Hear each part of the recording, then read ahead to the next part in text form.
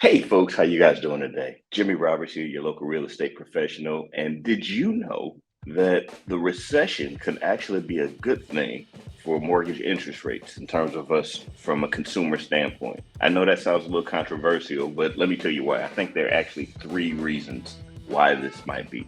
Reason number one of why a possible recession would be good for mortgage interest rates is one, bottom line, when we're in a recession, the Federal Reserve is much likely to lower the federal funds rate, which is the interest rate that banks lend money to one another overnight. That's the interest rate that they use. So if the federal funds rate is lowered, mortgage rates tend to be really closely tied to the federal funds rate. So during a recession, it's very likely, highly likely even, that the Federal Reserve will lower interest rates in those situations. Matter of fact, we've seen this multiple times before. In fact, we've seen it so far. We've seen it in such a large extent that I think the fact that the interest rates were so low maybe even kicked us into the current recession that we might be experiencing now. So there you go. That's one. Reason number one, the Federal Reserve is likely to lower the federal funds rate. That's one. Number two, during a recession, investors, whether it be real estate investors, stock market investors, whatever, investors in general, but in this case, we're really focusing on the stock market. They tend to focus on less risky investments. Now, what's a less risky investment? A less risky investment is an investment such as a government bond, something where an investor is going to be guaranteed a given rate of return. I can still make a profit. Now, here's the good thing about that.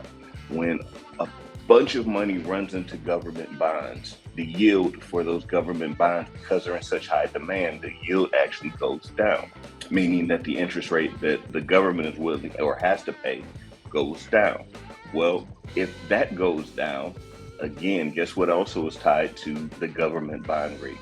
Can I ask what it is? You guessed it, mortgage interest rates. So when the government bond rate goes down, mortgage interest rates also tend to go down. And here's a third one, and this one's a little squishy. Oh, it's so squishy. Property investors, specifically real estate investors, really don't know how to value property. They don't. They just simply do not know how to value property the way banks do. Hey folks, how you guys doing today? Jimmy Roberts here, and after 30 years in the real estate business, over 20 years of that being in the appraisal business, the one thing that I know is for sure, the 5 biggest mistakes that real estate investors make that keep them from making big profits on their flips and in their investments in general. And I'm making that available to you. All you have to do is click the link below, and there you go. This is Jimmy Roberts. Get the 5 biggest mistakes that real estate investors make, and you can get it below. See ya.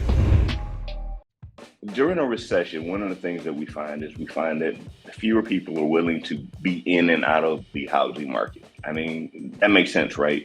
Typically, you have less dollars, so you're a little bit more frugal with your money. And if you're in a place, then you kind of tend to want to stay in your place, right? You're not willing to upgrade. Most people generally aren't willing to downgrade. So the real issue is, are they looking to bump up, right? But during a recession, you're scared. I'm a little bit scared. Right? So if you're scared, you're not really interested in making a bunch of mobile movements. So demand on housing is also reduced, generally speaking. And when the demand on housing is reduced, that means that, again, interest rates tend to come down because, again, there's just less demand for mortgages. And mortgage companies being businesses, what do?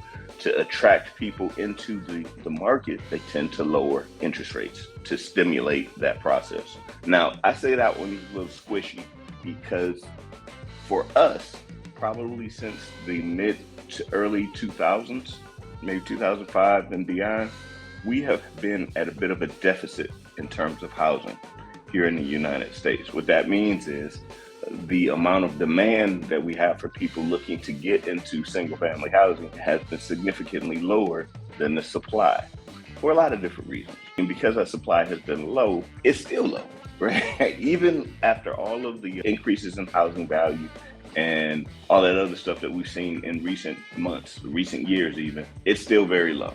And because it's very low, I don't see this one being as prominent in terms of how it affects mortgage interest rates. But the other two are very, very valid, and I believe we are going to see them. So there you have it, 3 different reasons of why coming recession, or a current recession, depending on when you see in this video, will likely have a good effect on mortgage interest rates for us consumers. So if you'd like to learn more about why interest rates are raising in the first place currently, take a look at this video. All right, catch you later.